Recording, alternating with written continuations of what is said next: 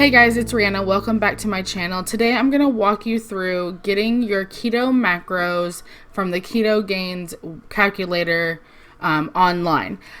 I know that in the beginning of keto it is really confusing because there's so many different calculators online. Everybody has an opinion. This is keto, that isn't keto. Watch your macros, don't watch your macros. Count your calories, don't count your calories. It's very confusing. I understand. I'm like 6 weeks into it now, and even I still get confused sometimes. So I did have one request for this video from Monique, and I know that this would be helpful to other people as well. So I'm going to show you step by step how to get your macros from the Keto Gains calculator. So you just, in your search bar, you're just going to type in Keto Gains calc, and it'll be the first one. And so what macros are, for those of you who are like totally starting from scratch and don't understand it all, macros are all of the macronutrients. So protein, carbohydrates, fat, grams, all that kind of stuff. Those are macros. And in keto, you're going to be tracking your protein, carbs, and fat, and calories if you're trying to lose weight. Now, that's one of those things where, depending on who you talk to, some people say you don't track your calories. Some people say just watch your carbs.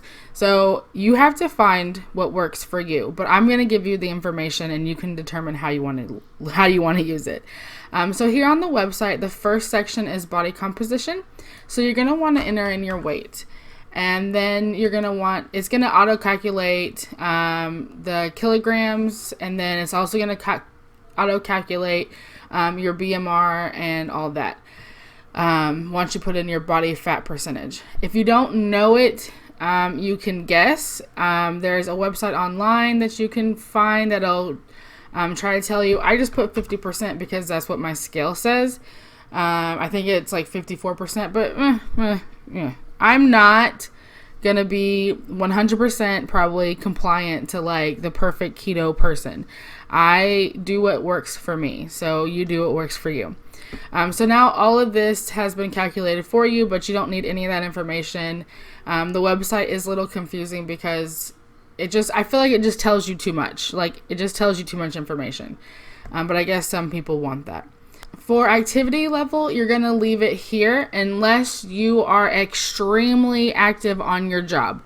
Not talking about working out, not talking about like you go on walks after dinner, not talking about that. This is talking about like you day to day, your body is conditioned for this type of activity.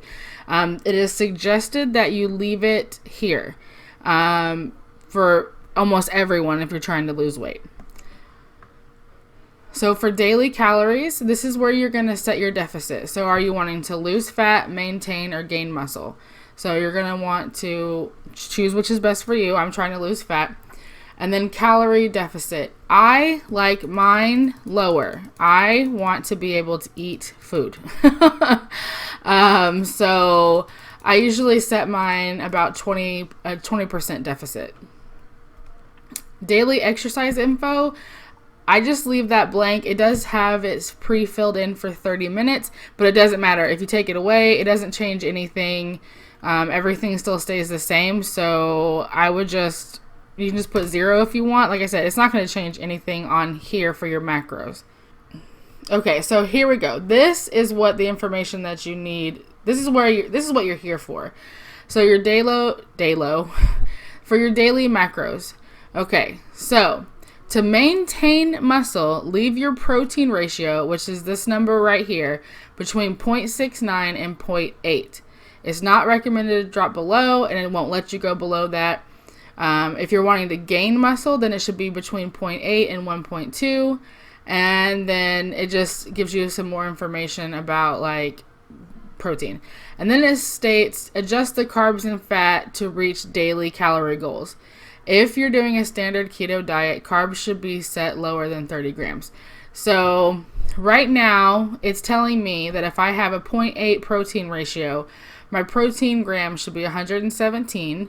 my net carb should be 25, and my fat should be 113. I typically do 30. No, I do 30. I do 30 total carbs. So actually we're going to want to put that back down to 25. So here's the thing about the Keto Gains calculator. Keto Gains is a more strict version of the keto calculator because this website is for bodybuilders or people who are actively trying to gain muscle and not necessarily just lose weight. So these numbers are a little bit, like the fat's a little bit lower and the protein's a little bit higher than what I actually do. So let me show you. But I did want to show you this because this is a good way to get your starting information of where, what would be considered a healthy, strict keto macro setup. I'm going to show you my FitnessPal and show you what my percentages and my grams and stuff end up looking like, because I am successful with my weight loss currently. And so I want to show you that you don't have to be super strict about your macros. We'll just start with yesterday.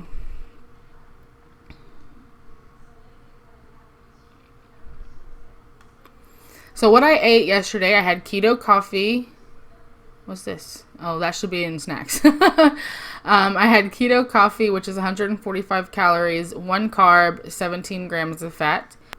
So what I had for lunch, which was kind of more like a snack, I had pork rinds and cream cheese.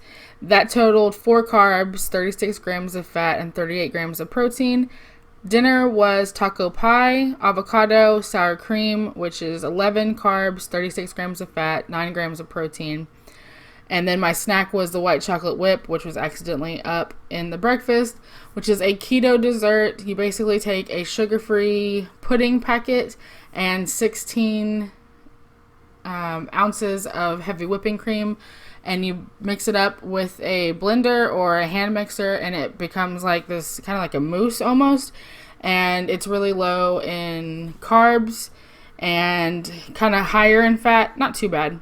And it really helps with that sweet tooth. If you're like me, I like to have something sweet every night before I go to bed. That's one of the things that I go to. And it makes we portion it out in really small portions. 7, I think we usually get between 7 and 8 portions. And then Jonathan and I will split one. So it's actually making between 14 and 16 individual servings for us. So my calories that I ate for the day was 1,194. I had 18 carbs total. That's not net, that's total. 100 grams of fat and 60 grams of protein. This is where my day typically lies as far as my ratios for carbs, fat, and protein. Let me see if I can find the pie chart. Okay, I can't find the pie chart on the desktop version, but here is a line graph of the carbs consumed for the last 30 days. This red line across right here is my goal. Most days I am close to being at goal or just over. Now, the ones that are really high spikes, those are going to be days that I usually had to guesstimate what I was eating and not actually tracking.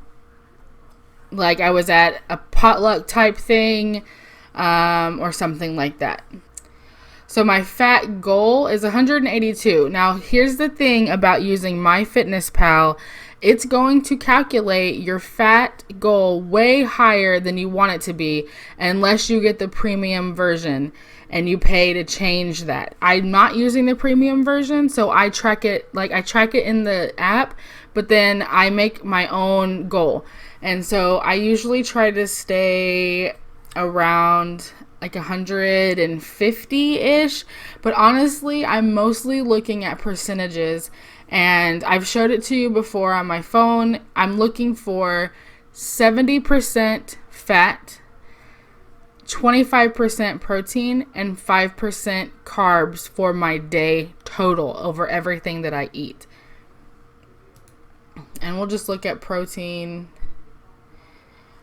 My goal for protein, I usually try to get between 60 and 100 grams, depending on, like, you know, if it's a lighter eating day, like yesterday, I technically I didn't even make my calories.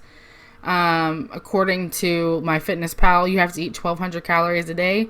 So yesterday was a lighter day. I wasn't going to be able to get a lot of protein. So, protein is important. You don't want to eat less than you need because it's important for your muscle, and you don't want to eat more because it can turn into, from what I understand, basically like sugar in your body or something like that. It's not good for weight loss. So you want to you just want to watch your macros and watch your percentages. So the thing about net carbs and total carbs is, net carbs are carbs minus fiber. So here's my fiber. So like for yesterday, I had, let's look at my carbs again one more time. So yesterday my carbs were 18 and I had 4 carbs of fiber. So my total carbs is 18. My net carbs would be 14. And that's how you distinguish between net and total. And it's also one of those areas in keto where they're going to give you a ton of information and you're not going to know which one you should follow. I personally follow total carbs. On days that are heavier carb days, I might look at my fiber and just make sure that I'm getting a good amount of fiber if my carbs are going to be higher or over my goal. All right, guys, I hope I was able to explain that in a way that made sense to you. If you have any additional questions or you want to see anything else, leave a comment down below. For more videos about my keto weight loss journey, subscribe to my channel. Don't forget to click that thumbs up button, and I will see you next time. Bye.